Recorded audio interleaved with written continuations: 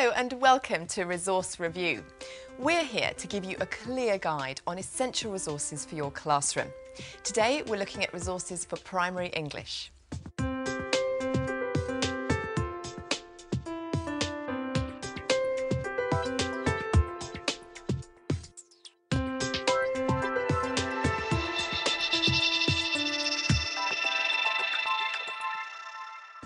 Our subject specialist recommending today's resources is Jill Budgell. Jill has over 20 years of experience in the education field and has recently become a freelance educational writer. Joining Jill, we have Barbara Conridge, Chair of the Primary Committee of the National Association for the Teaching of English, and Adrienne Jones, an independent education consultant. In past lives, Adrienne has been a primary school teacher and LEA advisor. Hello and welcome to you all.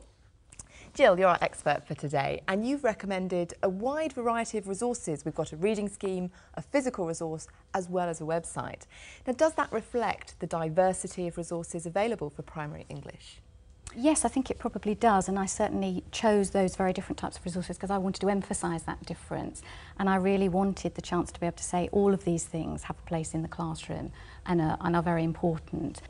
Teachers need to have a rich range of resources at their fingertips, and I think these three things are, as you say, very different and each in their own way hopefully very useful.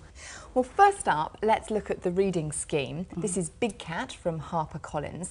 Tell me more about this resource. Well, this is a brand new reading resource. It's over 100 books for Key Stage 1, a huge diversity of fiction and non-fiction. It includes teachers' resource books there and also includes CD-ROMs, and certainly the CD-ROMs are something that I'd like to talk about in a little bit more detail. OK, well before we go any further, let's see the resource in use. We took Big Cat to Victory Primary School where teacher Louise Newman is using the resource to introduce her class to verbs and adjectives.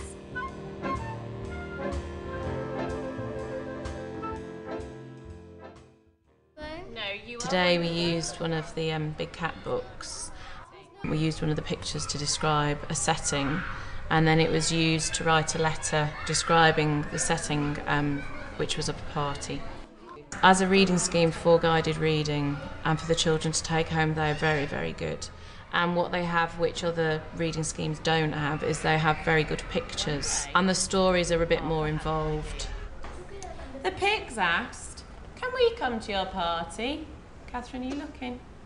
Arthur wasn't sure. He said, "Are you fantastic?"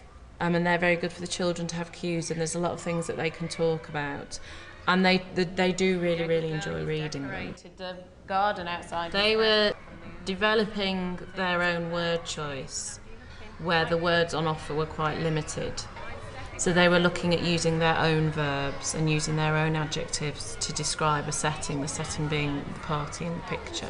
So how would you describe them? Colourful. There's some colourful party decorations in the trees. The children have really enjoyed them. There's a lot of really good information books which they've enjoyed taking home, as well as the stories.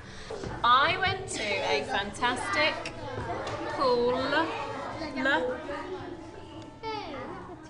party. Right, what are you going to say first? What's your first sentence? As I say, it's not just the stories, it's the pictures and the way it's laid out. It's very accessible to the children. So yes, I do think as a reading scheme, Big Cat is a very good reading scheme.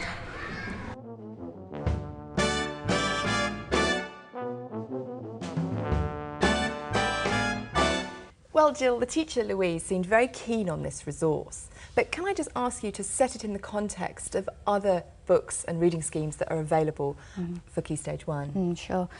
Certainly there are a huge number of reading resources that teachers can choose from for Key Stage 1. And as you can see from Collins' Big Cat, the benefit of this scheme is that there are a huge number of authors, many very well known, and also a huge diversity of artwork and photographs. And so I think this just sits very comfortably alongside resources that teachers will already have in the classroom. What is it about this one that made you choose it though?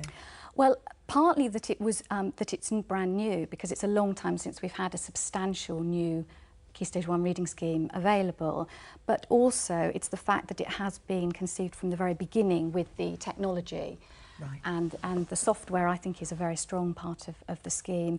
On the CD-ROM, you've got quite a lot of extra material. You've got something like 10 talking books, which are literally the printed book on the screen with some sound effects. But obviously that alone for some children is enough to motivate them to want to pick up the book and revisit the CD-ROM. Now perhaps if I could open up to the panel now. We saw our teacher there terribly keen on using the pictures in these books because they're so well illustrated. But Barbara, do you think focusing on the illustrations for a reading scheme is really what we should be talking about?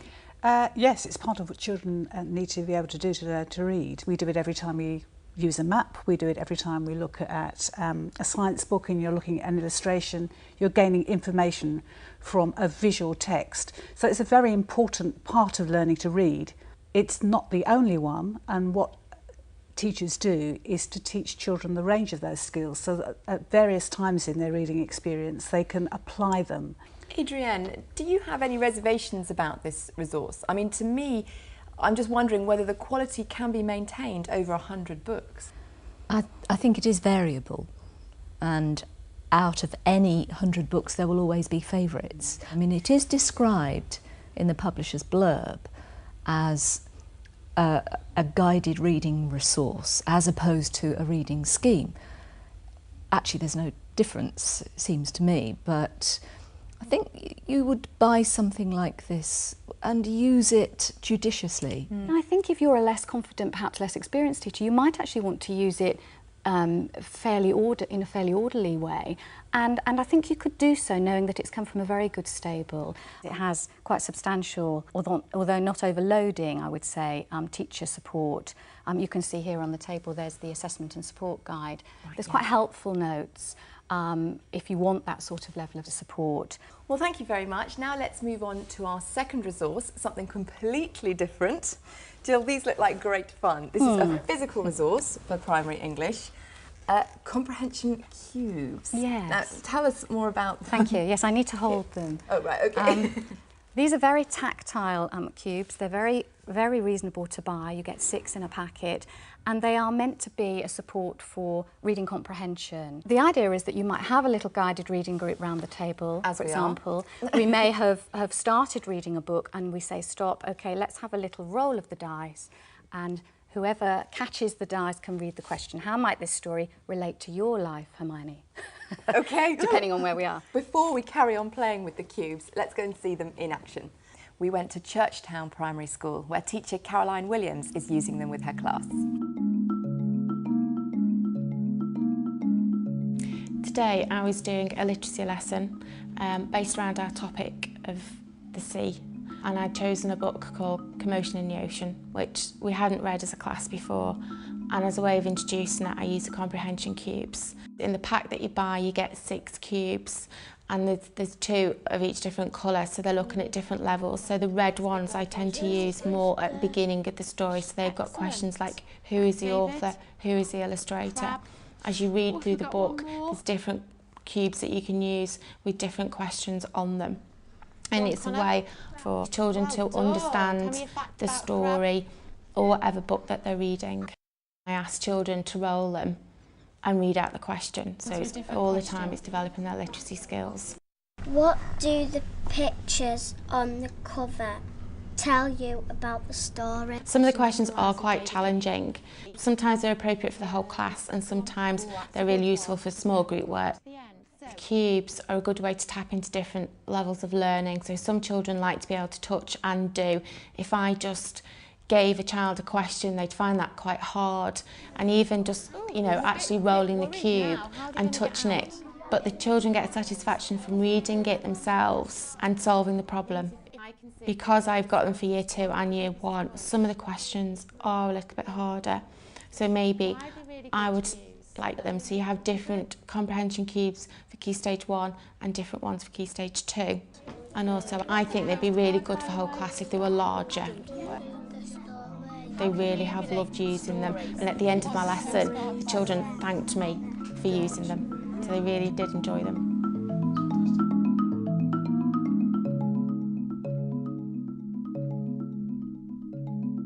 Well, Jill, a fun resource, undoubtedly. But Barbara, can I come to you first and pick up on this issue of what age you think they really work best at?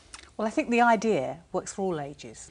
It rather concerns me that the age bracket that the publisher suggests on the packet is 6 to 12, and I think that actually not necessarily the kind of content, the idea of the question being too difficult, but the language in which they're expressed is often too difficult. I cannot imagine asking a 5-year-old how this story relates to your life. I could ask the question, yes, but I would rephrase it differently. So, I mean, Jill, is that a fair comment, yes, really? I think it is. I think some of the questions are phrased in quite a difficult way, and I would certainly use them more, I think, with Key Stage 2. And I think if they existed as Key Stage 1, not only would you want to change some of the phrasing, but I think you'd want to make them physically larger. Absolutely. Because they are very tactile, and I think that's a good thing, because lots of children do need that kinesthetic touch for their learning, and I think that's one of the strengths. So, Adrienne, how good do you think this resource is at generating ideas? Well, I've been sitting here thinking, oh, you could do that with it, or you could do that. I mean, so ideas for you, fantastic. What about ideas for the pupils in terms of their reading and writing? I would like to see children making their own cubes and writing their own questions on it. And not just leaving it to literacy, but actually you could do questions for science, you could do questions for maths. I think any good resource actually is good for classroom use as it is, but also sparks other ideas, and that's, I think, the essence of a good resource, makes you think about other things you might like to do. Okay. So I think that is partly its strength as well. All right, well great, thank you very much. Now let's move on to our third resource. Now, Jill, this is something different again. Yes. It's a website. Yes. Many websites out there. Yes. Why did you choose this one? Yes. What is it and what does it do? Okay. Well, it's called the Storycatcher website, and it's free. And this, at its very heart, supports children's writing and having their writing published online and in print. So that immediately caught my imagination. So how does it work? You, as a school or as a parent, you subscribe. Do you register and subscribe, but it's free? Yes. And I think once you've done that online, then that means you can access the website to read some of the existing stories. But it also entitles you to vote on the stories that are on the website. And the ones that receive the most votes are the ones that are then carried forward into being printed in the anthology. Is it just really a facility, or does it actually give pupils ideas for writing? Does it help them with their writing? I think you're pretty much on your own. I think the stimulation is the other writing from fellow writers that you're reading and engaging with. So I think it's the sense of belonging to a writing community, and sharing your work internationally. Well, Jill, 3 really fantastic resources for primary English today. Thank you so much. Just to summarise, we've been looking at 3 resources. Firstly, Big Cat from HarperCollins. Secondly, the Reading Comprehension Cubes from Learning Resources. And lastly, the Storycatcher, a free online creative writing site. For more information on all of the resources that we've discussed here today, and to post your own comments about resources for primary English, you can go to our website, that's teachers.tv/resource review, or you can email us, resourcereview@teachers.tv. So a big thank you to our expert panel for today, to Jill, to Barbara and to Adrienne. Thank you for joining us, and we'll see you next time on Resource Review. Bye-bye.